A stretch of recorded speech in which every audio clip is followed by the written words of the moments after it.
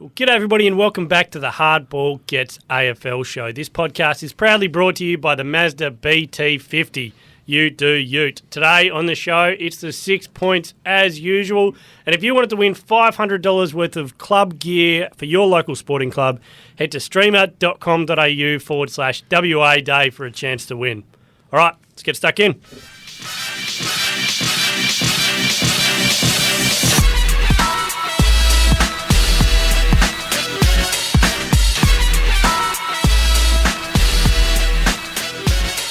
This is the Hardball Gets AFL show. My name's Xavier Ellis. No, it's not. Jesus.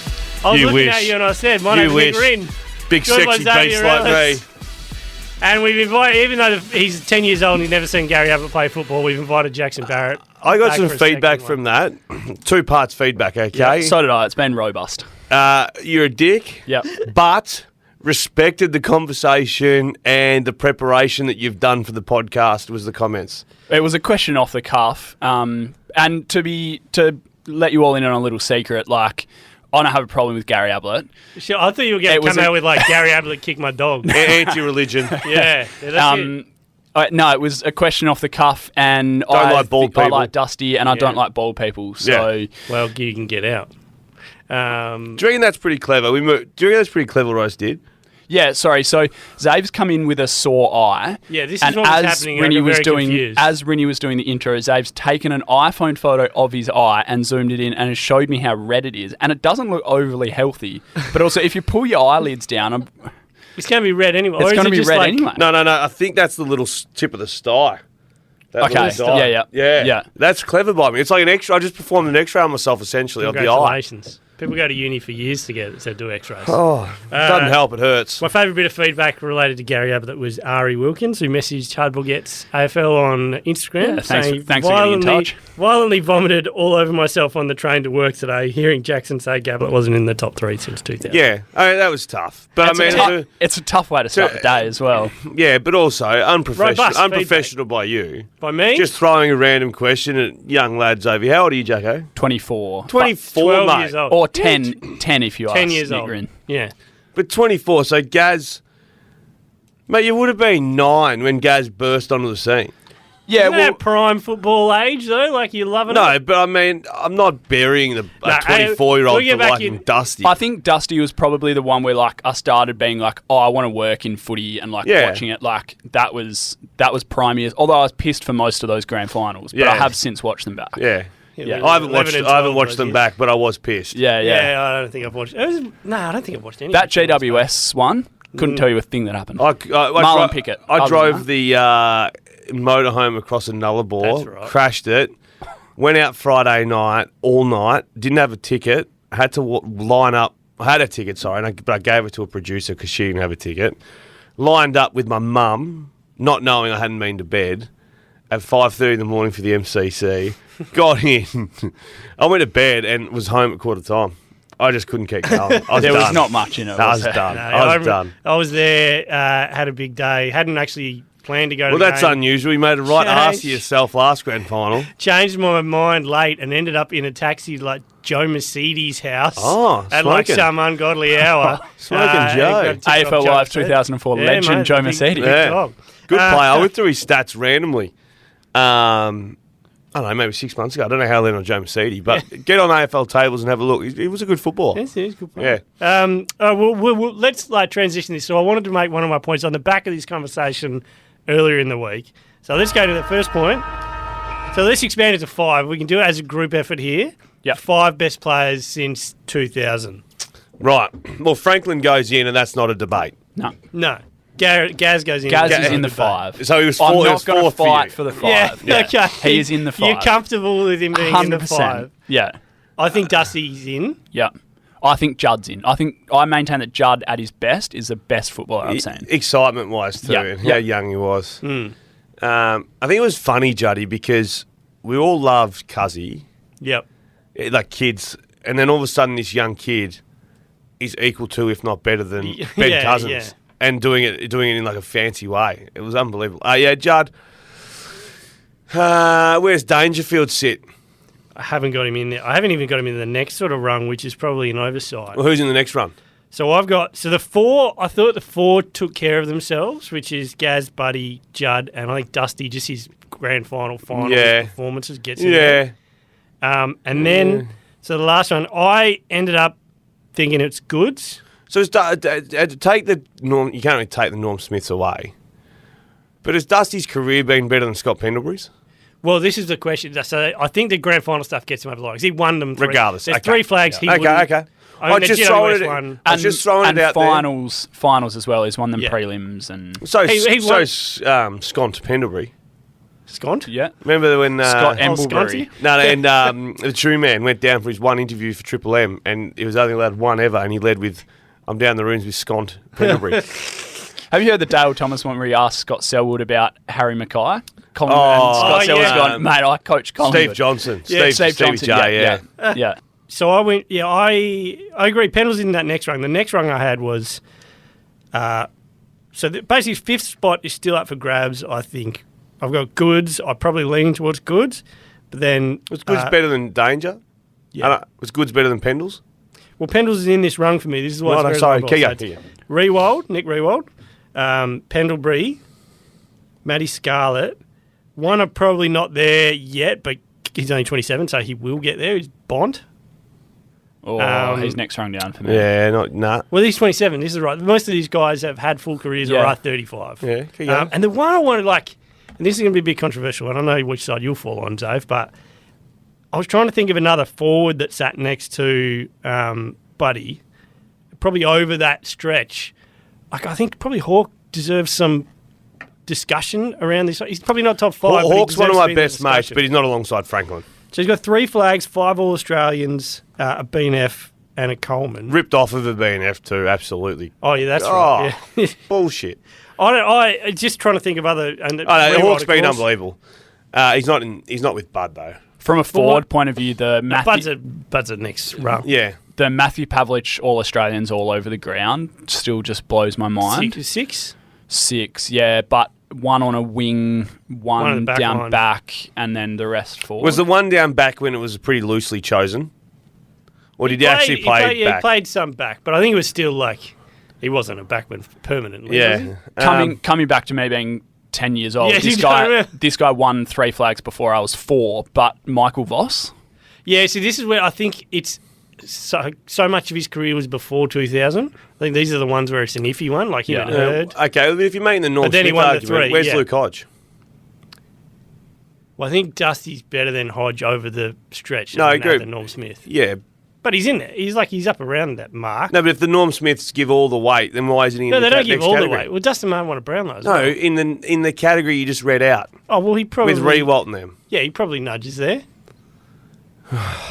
Mate, this is a tough argument. It is. I couldn't pick a fifth. I think I'd probably put Scott Pendlebury. I like Goods and Pendlebury. They're sort of my two. And I know that I'm splitting your 2 votes, but...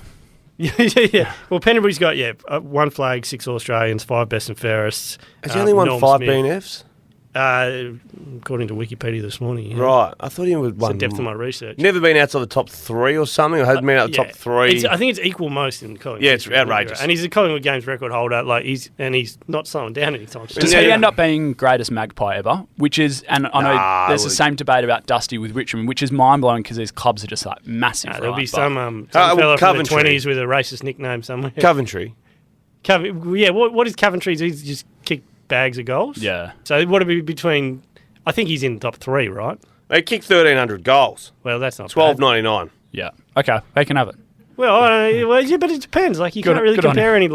I didn't say a lot of him. Didn't say a lot. He was before played 306 games back then. That's a good run. That's a good run. Yeah. Imagine if old nuts. Imagine if Peter Hudson. Imagine if Peter Hudson had played a significant amount of games. Well, how many did he play? He didn't play. He played a lot in Tassie, didn't he? Well, and he got injured too. He kicked something like 700 from 150 or something. Yeah. It's something outrageous. Would have kicked 2,000 if he'd played. Yeah. This is why it's very... He kicked 727 goals from 129 games. Jesus. What's that? 6.5 a game. Something like that, yeah. I mean, this is where the history of the AFL gets a bit weird, doesn't it? You can't... Because there's so many different comps. There was no And well, they say the VFL was the best, but not all the best were always there for the full length of time. And they 5.6, yeah. Discard the ones the goals they kick when they were in the VFL. Like, it's it.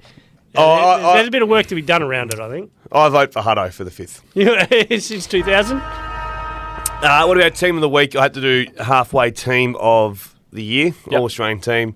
Had to do it last night. Pretty missionary sort of side. Just stuck to the basics, nailed the fundamentals, all that sort of stuff. Threw one little curveball in at the end. The two I had a bit of trouble with, Dan Houston from Port Adelaide. I put him in. Okay. But the one that I finally just gave into, Matt Rowell on the bench. All Australian. Matt Rowell on the bench. Number 1 for clearances, number 1 for tackles, number 1 for pressure acts, number 1 for contested disposals in the competition. 1 game's off his own back. Those numbers don't lie. Who was he in ahead of? I think Bontempelli. What about the Sarongs of the world? So I got to give 3 players like I do weekly who didn't make it. Stiff bickies. Sarong was in that category. Yeah, I feel like he's going to be there at the end of the year. Sarong was next to Clary. So it was a Sarong-Oliver argument, and I went Oliver. But Matt Rowell, how do you feel about him being an All-Australian? I like it. He's been the dominant inside player, right? Crazy. Yeah.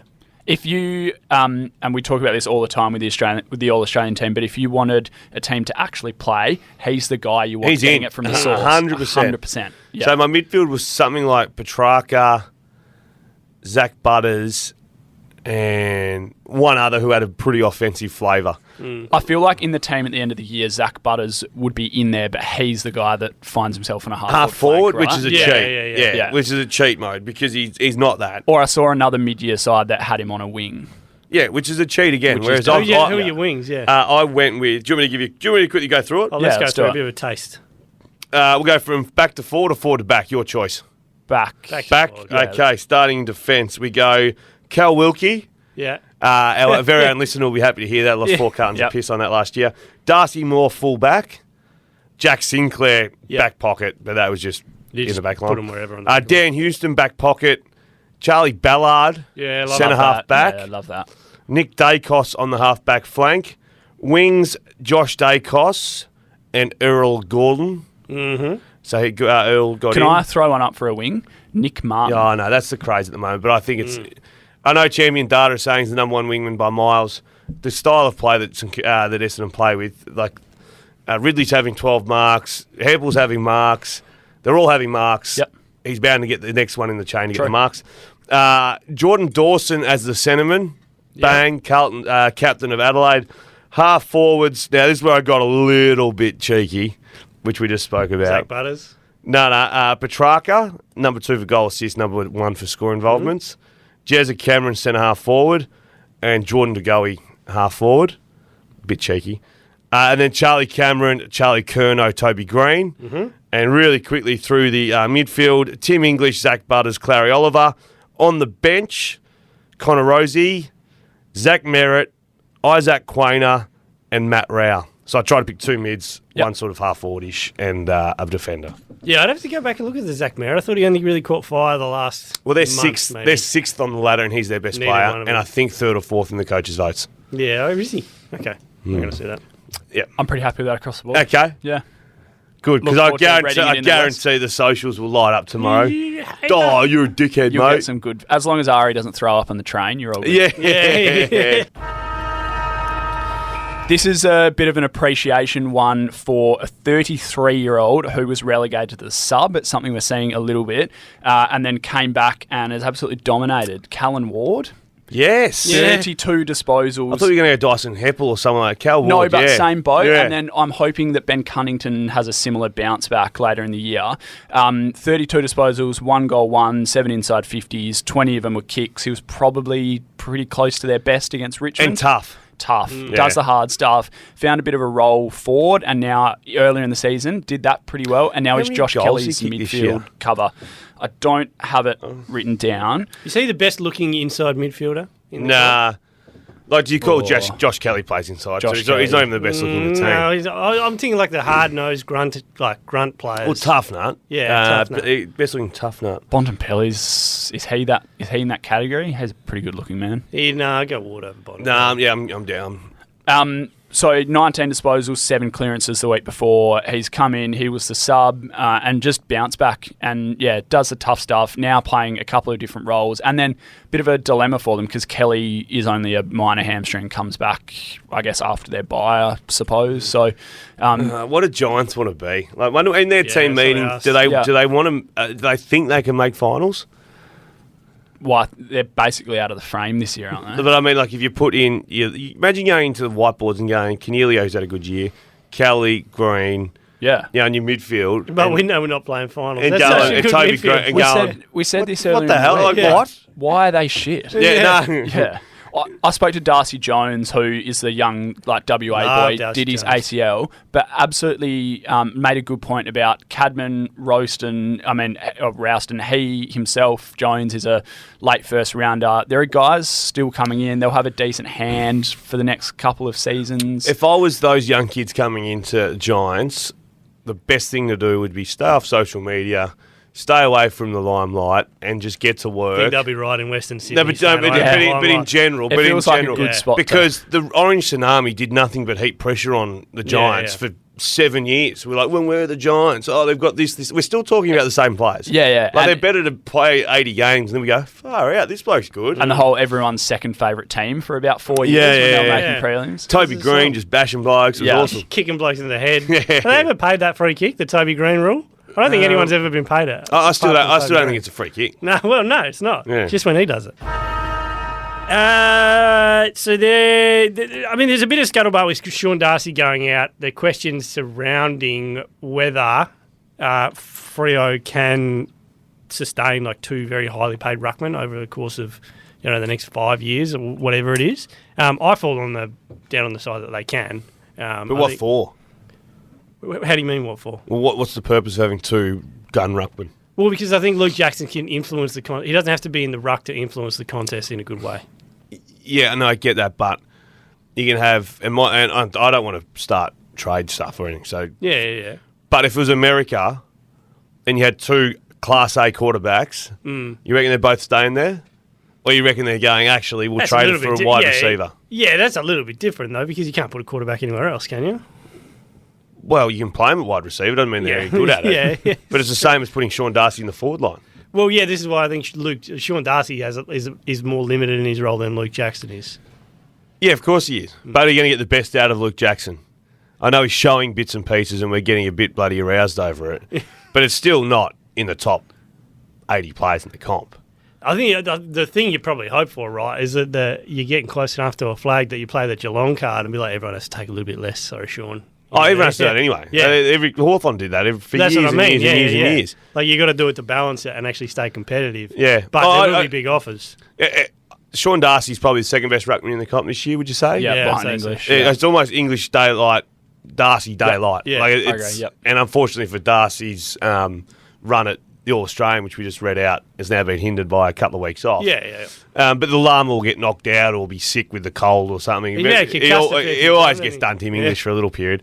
But you just feel like maybe at the end of the year, if Sean Darcy is in that All-Australian form, then and Jackson is kicking 35 a year or something, 40 a year, and you go, okay, well, maybe now we've just got the best B-grade ruckman, being reserve ruckman, to come in for 25 minutes a quarter, and if he kicks 40 a year, bang, that's perfect. Yeah. But I don't know whether he's going to get the capacity, the absolute capacity of Jackson by having Darcy, but I don't know. That's exactly where I see. I was super sceptical coming into this year, and I hated the first few games where I just feel like they didn't have that distance from each other. They were either at the same contest or like the amount of times like an exit kick could go over one of their heads, and it's like you're meant to be there. There's no point you being forward of the ball and you being behind. But I feel like they've settled into that. The ruck split is really good. And Jackson's follow-up. He wasn't marking the ball early, but now you don't expect him to mark it. If he does, great. But you know he's going to be fishing it down It's the ground ball stuff. It's the clean below his knees, the nice little handballs. He's got the tank. He runs really well, and he's contributing forward as well. What sort of tank does he have? I think it's pretty good. I think it gets around the ground. Imagine if you could for get a long to time really well. Imagine if you could get to the top level where like he could be up on a half-back flank as a blitzers. forward. Yeah, and then running back and forth. And Nick Riewoldt, maybe if he had the Nick Riewoldt capacity and had the below his knees stuff as well. The other thing that I think is important is time on ground. Like if he could get his time on ground up closer to, and I know rucking is it's a tough thing, but if you can get your time on ground up closer to 90, where at times this year it's been closer to 65. Well, that's the thing. If a big forward's not marking, a big ruckman in the forward line's not marking it, there's no point in them being there. Yeah. So like it's easy to hook them and go, you're just down in a forward rotation. But if you are the gun, maybe you have 2 or 3 minutes prior to doing your ruck stint, and then you're done again. Whereas at the moment, it's like, get him off. Not at the moment, so early in the season. It does seem like, I mean, I've never played ruck. I went to 1 or 2 ruck contests. It didn't do so well for me. I was playing on a 210 centimetre big fat fella. And I was just a little fat fella, and he knocked me out of the way. Yeah. But I feel like that'd be like, you don't get a lot of easy balls at ruckman, right? And every time the ball goes out, I'm just going to get smashed around. Well, yeah, Tim English is a better runner. But that's what I'm saying. If Jackson can get that that's what capacity, he's got to become almost. Yeah. Like the only ruckman in the competition that you're at ease when they've got the footy is Tim English. He runs and bounces it. He steadies. And this is live play, I mean. Like I'm sure when Darcy's on the mark, it's okay. But like Max Gawn, when they got it in live play, you just wait for him to either kick it off the side of the boot, get tackled, fling a handball randomly to someone. Whereas Tim English has got that Dean Cox stick. Where the closest that we've got to that Dean Cox sort of can have it and have 27 on the weekend. Story. If you reflect on Dean Cox. Yeah. Well, I almost almost threw Dean Cox up for the 5. I wouldn't disagree with it. Comfortably the best ruck for a decade. Yeah, I wouldn't disagree with it. Change the standard. Change the ceiling for rucks. Yeah. Jeez, that's a tough I've got a Freo point, so I can roll straight into it if you want. I want to have a look at Will Brodie. So it's sort of crunch time for Will Brodie's selection table this week. Except he's got 4 years on his time. Yeah, well, he does. He does. But, like, surely this guy wants to be playing footy. He's had 30, 27, 24 last 3 weeks at Peel. But he'll do that at Peel for the next 4 years, though. Forever, yeah. But does his sort of breakout year last year, does that up his expectation of what he wants his career to be? Because I sort of think of Blake Acres, like, breakout year, then didn't get the contract he wants and is off. And Brodie's different because he's got the deal, but he's not playing. I think it's between him and Erasmus to play this week. If they go with the younger guy and play Erasmus, then like, what is Will Brodie? And on the Dockers front, why have they signed this guy up for 4 years? He's just going to win heaps of ball. So 4 years confusing for me. I always thought he's probably those long-term contracts get me every day. I thought fringe players 2 years maximum. One good season, it was 4 years. I was so complimentary of him after like one round this year, and I was at this podcast or another one, and then I watched him closely in a loss, and his work rate wasn't at the level. Atrocious. Like, and I had a couple of bucks on him. That's the worst thing for a footballer is if I've got a couple of bucks on him. Mate, I'm Hawkeye. I'm like the over-the-top camera. I don't care where the footy is. I'm watching them. And he's just walked everywhere. And now, I said to, so it must have been, I said, he won't play this week. And no way. Like, he's the actual source of what the problem was at Freo early with getting outworked and whatnot. He would contribute that massively. And then, of course, out he goes. In comes, a little bit more of a youthful... Matty Johnson. Someone like that who works, and Sarong and Brayshaw got to work more, and then he could use his engine. Jager clicked. I'd be playing the kid. Because I don't think Fremantle's Fremantle's. We did it on Mad Monday. In 2 years' time, they're in their window, but I don't think they're a complete side. I don't think they're best players on the books yet. And whether Erasmus or someone comes through as a star, or Sarong can probably go to another level, mate. I just don't see. So you don't think in 2 years when they're like really contending, their best player won't be one of Sarong, Brayshaw, Darcy, Jackson? I just don't see the level. Does Andy Brayshaw have another level? No, I think Sarong does. That's maybe. Not sure but like, we just spoke Sarong as an All-Australian best and fairest this year. But you just go through, where is their Bontempelli, Petrarca, Dusty player that the premiership's danger last year in the grand final? Where's that player? And I reckon if you just got to play, they're not going to win it this year, Freo. So why not just pump in Erasmus? And if his body's capable, if he's injured or whatever, do your rehab. If his body's capable, they're really concerned about his decision-making sometimes. Well, the only way to get that better is play. Yeah. And to that point, that player is more likely to be Erasmus than it is Will Brodie. Yeah, correct. Then that's what I'm saying. If Will Brodie might get more out of there, but in 2 years, 3 years' time, it might be Erasmus. And not saying that their player's not on the list, but the best player is not at. Brayshaw's not winning the grand final. Yep. Someone is going to have to be a bit better. In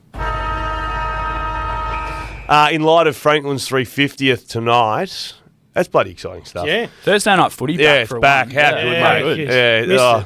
Little Todger's happy, I'll give you the tip. Anyway, so off the back of Lance Franklin kicking the 100 goals in 2008, where are all those people gone that started floating the idea of Jeremy Cameron kicking 100 this season? Yeah, he's kicked 38. Yeah. He won't get to 70. He's got a bit of way to go. Round 4 or 5 you were biting that. I don't think I was biting that. You would have been. Nick would have been. Nah, 100%. The 100, because I've fallen for it like twice over the journey, I think. So Oscar Allen, we think's had an incredible year. He's kicked 32. Yeah. Charlie Curnow.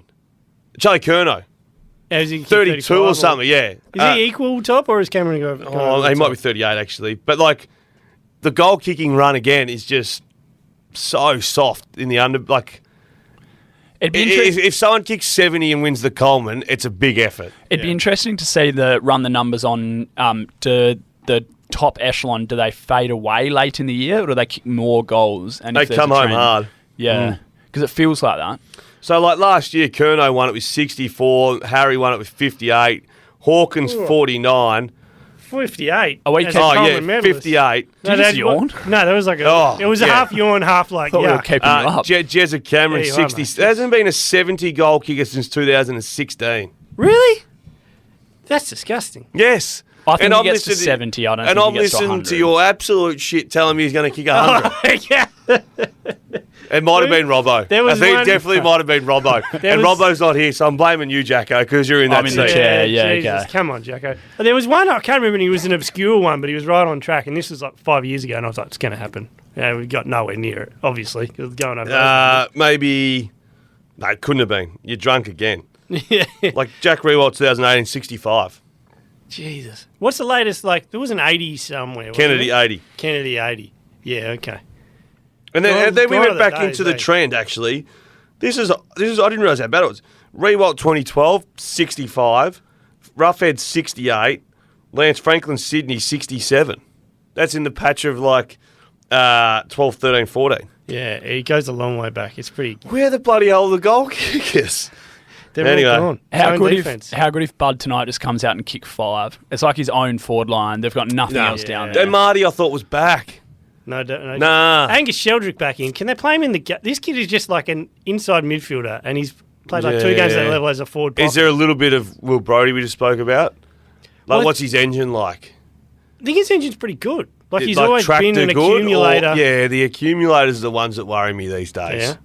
A lot of walking. But they keep picking him.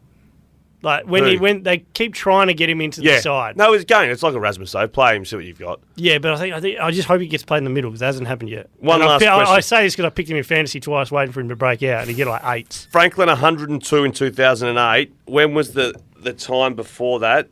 Goal kicker. Kicking 100. What year? Would it have been... Modra? This was pre-me. I came over in 98. Did Dunstall do it sort of early 90s? There was several people did it in 93. Dunstall 139 in 92, but this is just the winner, so he might have kicked 100 in those years. But he's just 93, like 5 people kicked. You're completely overlooking the G-Train. Oh, the G-Train. Oh, yeah. Fraser Gehrig 2004. Yeah, okay. Was that in season or including final? Kicked the 100 in the final, and they lost all momentum. It was a semi-final in Adelaide. Port Adelaide, they had Port, and they were like maybe 4 goals up or 3 goals up, jumped them. And then the crowd swarmed the oval and they lost all momentum. And I think they saw, I think it was either Stevie Baker's old man was out there running around or one of those blokes players running around. The dads were running around. They're like, we're trying to get the game going, and there's parents out in the field. Who took the photos in 2008? One of the players was taking photos? The ruckman? No, I don't know. I was downstairs. You were gone. Highball Bets. Thanks to the Tab Touch app. All right, we're going to try to win something this week. Yeah, Robbo's had a tough week. I'm going to come in and collect for him. He's had a tough year. I think we've both had only one collect, and mine was when you were betting for me. So yeah, I'm going with. No worries. I'm going with the anytime goal scorers. I'm packaging up. I'm going 4 of them: Hugo Hagen, Charlie Cameron, Josh Tracy, and Jesse Motlop. And if they all kick a goal, that gives me $3.06. Go, yeah. Hugo Hagen, Yeah. Charlie Cameron, Yeah. Josh Tracy, Jesse Motlop. Jesse Motlop's the one. Yeah, Motlop scares me. Yeah, well, I had to have some value. I Gotta have some packaged value three in of them there. together. It was Like like the mayonnaise got to land somewhere, doesn't it? Here we come. Fremantle by 39 or less, so Richmond. I think that'll be a good game of footy. Yeah, I'm looking forward to that. And Collingwood by 39 or less on King's birthday, which has got to be one of the best King's birthday of forever. Collingwood, Melbourne, yeah. Yeah. Best since Jack Watts. Package it up for 69. Nice. Spoke to Mick Fanning this morning, who's going down the slide. Yeah. Is there a cooler story than Mick Fanning? Like Punching a shark. Pro surfer, bashed a shark, owns beer brands. Sold it for a nice profit to Carlton United Breweries. 200? It was very north. Just some huge number. Yeah. Like, that's a pretty good life. Good Tough looking. life, yeah. I used to have the. I loved Mick Fanning. I used to have Mick Fanning boardies. Like Yeah. Blue lightning strike down the side. Yeah, big Rip Curl deal. Oh, Yeah. Cool. How good. Dude. I love Mick. Anyway, he has to He was surf also the in slide, Bluey. surely. Like, Yeah, he has to. Yeah, Has to surf it. Or there'll be a shark. He'll like come down as a shark. Oh, or- punch Have a the shark. shark in his Yeah. hand, punching it while surfing. which the the slide. Geelong was it Joel Selwood did for a Mad Monday. Ah, yes. Yeah. I think So they're it's- brilliant. They're Mad It's Mondays, been Geelong. done, but I think he's But got to do something with that. If you're Mick Fanning, you can do it again. Yeah, I reckon if you've you're got the actually the licence. shark man. Add to his list of accolades, he was a voice in Bluey recently as well. That's right. Yeah. Yes, he was a Hamish little Blake's shark. one in Bluey I like too. Is that the Hammer Barn? Where they go driving, he gets lost without the GPS. Oh, Boys, Anyway. Come on, Jacko's a few years off. But Jacko's young enough that he probably does still watch Bluey. He's only I've 10 done years my old. fair share of ABC kids. Bluey's good, mate. That was Bluey's hardball good. bets. Got the touch this AFL season. Choose Tab Touch. Better your bet with Tab Touch. Gamble responsibly. Call Gamblers Help on 1-800-858-858. And this has been the Hardball Gets AFL show, proudly brought to you by the Mazda BT50. You do you. See you next time.